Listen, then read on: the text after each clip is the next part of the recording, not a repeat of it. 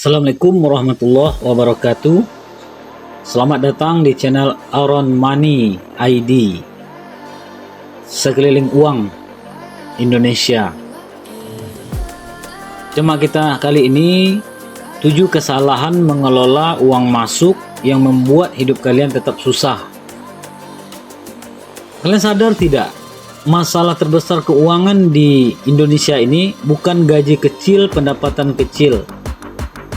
Pangkal masalahnya adalah uang masuk yang tidak dikelola dengan benar. Berikut ini dengan tenang, duduk rapi, jangan lewatkan poin-poinnya. Ada 7 hal ini yang dilakukan seseorang terus-menerus, kadang-kadang mengelola uang masuk dengan cara tidak benar. Poin 1, uang masuk tapi tidak dicatat dan direncanakan. Uang masuk ini tentu ada yang dari gaji, ada yang dari profit, atau dari mana sajalah. Pokoknya uang masuk. Setelah uang diterima, tidak pernah ditulis, tidak pernah dirincikan, dan tidak ditentukan peruntukannya. Ini contoh-contoh kesalahannya, sehingga apa? Uangnya habis tanpa jejak. Tidak ada di situ pencatatan yang secara garis besar, apalagi rinci. Uang tidak dicatat, dan akhirnya apa? Ya hidup jadi susah, terasa kurang terus.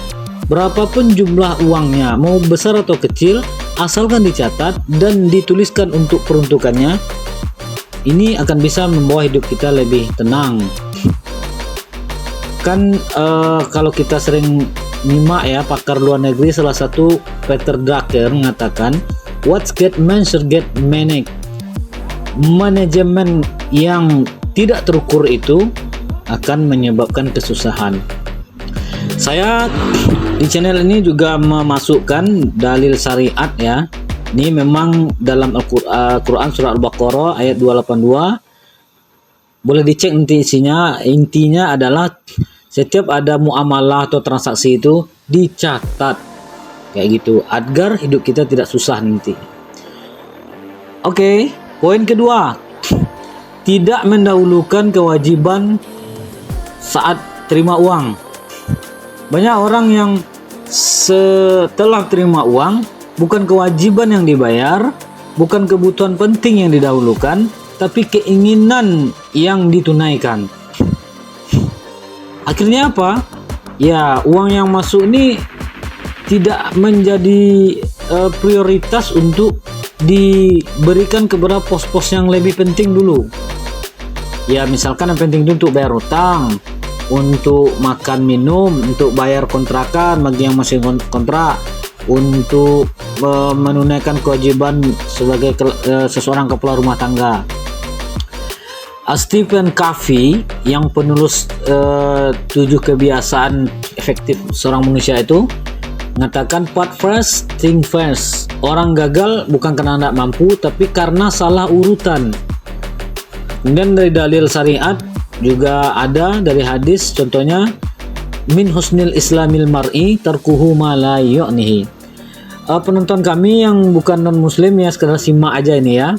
Ini kita sebutkan ini karena kita memperingatkan juga teman-teman yang khusus muslim juga, peringatan-peringatan dan rule-rule tentang pengelolaan uang ini sangat lengkap di ajaran Islam ya.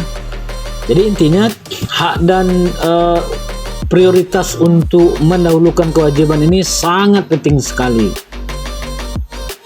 Poin yang ketiga, uang masuk langsung dihabiskan untuk keinginan atau kesenangan. Contoh nyata, setelah terima gaji, habis untuk nongkrong. Setelah terima gaji, habis untuk check out barang-barang yang itu base-nya bukan kebutuhan tapi keinginan.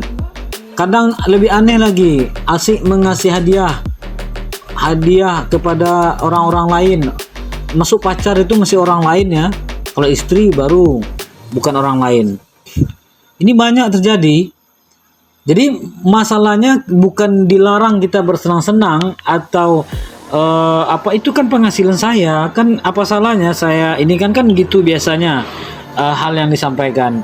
Tapi masalahnya timingnya belum waktunya kalian di saat itu, kecuali nanti kita sudah di tahap saving money, ini belum, masalahnya di situ.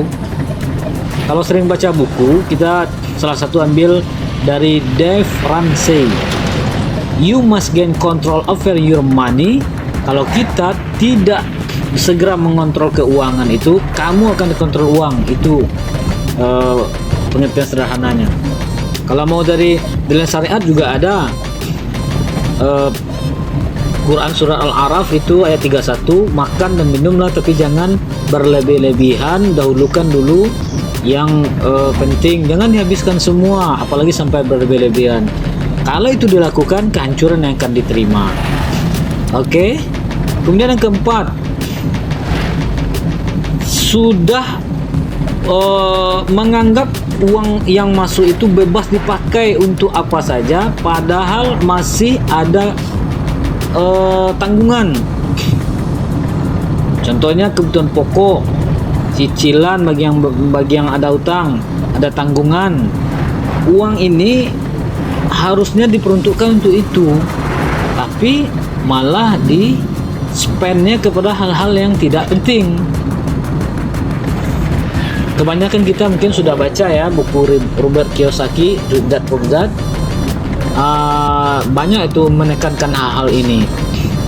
Jadi intinya kita harus menganggap uang yang kita terima ini tidak semaunya saja memakainya. Kemudian yang kelima adalah tidak memisahkan modal dan penghasilan. Ini mungkin agak spesifik untuk orang yang non gajian, orang yang bergerak di bidang usaha, mau usaha besar atau kecil, modalnya tercampur, hasilnya dianggap milik penuh, usahanya akan menjadikan tidak pernah naik kelas jadinya. Kenapa? Ini contoh sederhana aja. Modal kita Rp1.000, penjualan 1.500. 1.000 itu modal, nggak boleh diambil, kembalikan lagi ke modal. 500 itulah penghasilan yang bisa kita nikmati juga, bukan semuanya. Jadi ada orang yang tidak cakap mengelola penghasilan, tapi lebih bodohnya lagi, malah hasil penjualan itu yang di sana ada modal malah dihabiskan juga. Makanya dapat nih kata-kata bodoh untuk orang-orang seperti itu ya. Jadi pisahkan dulu modal dan penghasilan. Modal diputar lagi, kemudian dari penghasilan itu yang udah bersih, sebagiannya kalau bisa masukkan ke modal, berarti naik kelas, tambah banyak nanti unit usaha atau lain sebagainya. Ya sebagian kecil dinikmati kayak gitu. Oke. Ini juga kayak Jim Collins yang terkenal dengan good to great itu juga banyak menekankan ini. Salah satu kata-kata beliau, great companies perfect capital first then pursue growth. Sebuah company atau perusahaan yang baik itu mendahulukan dulu kapitalnya utama, baru nanti untuk pengembangannya, untuk growingnya. Modal dijaga, dikelola, jangan dihabiskan seenaknya saja. Kalau modal syariat juga Quran surah An-Nisa ayat 5 ya, nanti dicek sendiri. Poin ke-6, memasukkan uang yang diterima tadi ke tempat yang belum dipahami. Uang kita yang masuk itu untuk sebagian kita belum berstatus uang dingin. Uang dingin itu apa? Kalau kita pakai ya nggak apa-apa, kalau rugi nggak apa-apa. Tapi sebagian orang uang masuk diterima entah dari gaji atau penghasilan, sementara posisinya belum stabil, belum saving, langsung gas ke saham, ke kripto, apalagi trading. Apalagi sebagiannya karena ikut-ikutan influencer. Kita garis bawahi ya, kita channel ini mendukung itu. Kita berinvestasi di saham, di dunia sekuritas, bahkan ke kripto pun nggak masalah. Tapi ada aturan mainnya.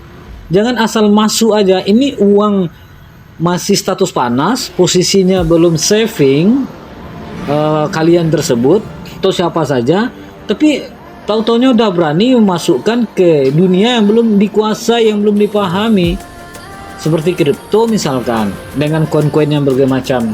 Itu bisa dimasuk di situ, tapi harus diketahui dulu apa itu risknya, risikonya. Ini masuk low risk atau medium risk atau high risk. Kan bapak investasi dunia Warren Buffett sudah sering mengatakan, never invest in business you cannot understand. Jangan asal masuk ke sebuah usaha, ke sebuah keuangan, sistem keuangan kalau kamu tidak mengerti.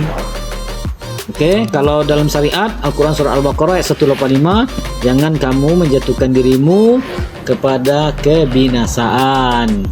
Oke, yang ketujuh, ini kalau penting dari poin yang tadi, simak baik-baik ini. Ini mungkin khusus kepada owner, mungkin ya, pemilik lah atau apa.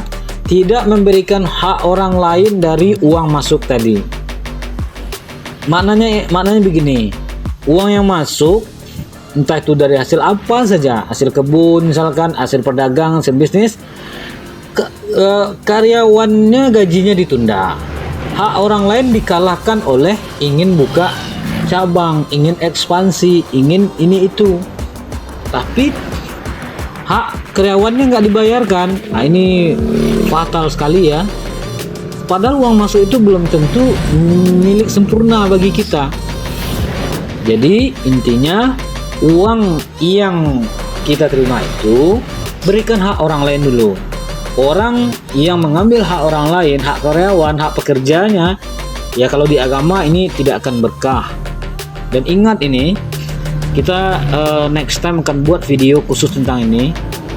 Masalah-masalah yang kita dengar di video, di televisi, di mana sebagian karyawannya, ini nggak bisa general, sebagian ya, yang memberontak pada ownernya, bahkan melakukan hal-hal yang di luar nalar kepada pemilik usaha. Sekali lagi, tidak di general, sebagiannya penyebabnya mungkin ini, hak karyawannya ditunda gitu. Henry Ford tuh pernah mengatakan, business that make nothing but money is poor business. Oke. Yang paling terkenal nih dari hadis dari Ibnu Majah nomor 2443, berikanlah upah pekerja kalian sebelum kering keringatnya. Penutup, jangan jadi orang bodoh terus menerus. Uang masuk itu mestinya disisihkan, jangan sisanya yang ditabungkan, dikembangkan, tapi usahakanlah menyisihkan dulu uang yang masuk itu. Dan jangan lakukan 7 hal tadi di dalam menerima uang. Selama cara kalian memperlakukan uang tidak berubah, sebanyak apapun uang yang masuk, hasilnya adalah hidup kalian tetap susah, hidup kalian tidak sama, hidup kalian akan tidak naik kelas. Tapi kalau kalian mawas diri, tidak melakukan dari 7 poin tadi, mudah-mudahan kita bisa naik kelas, naik level, usahanya berkembang. Kalaupun orang gajian, ya dia tetap merasa aman, nyaman, dan bisa menatap masa depan dengan free, kebebasan, ketenangan, khususnya dalam masalah finansial ini. Makasih banyak, silakan dibagikan, subscribe yang belum, komennya juga. Terima kasih banyak. Wassalam.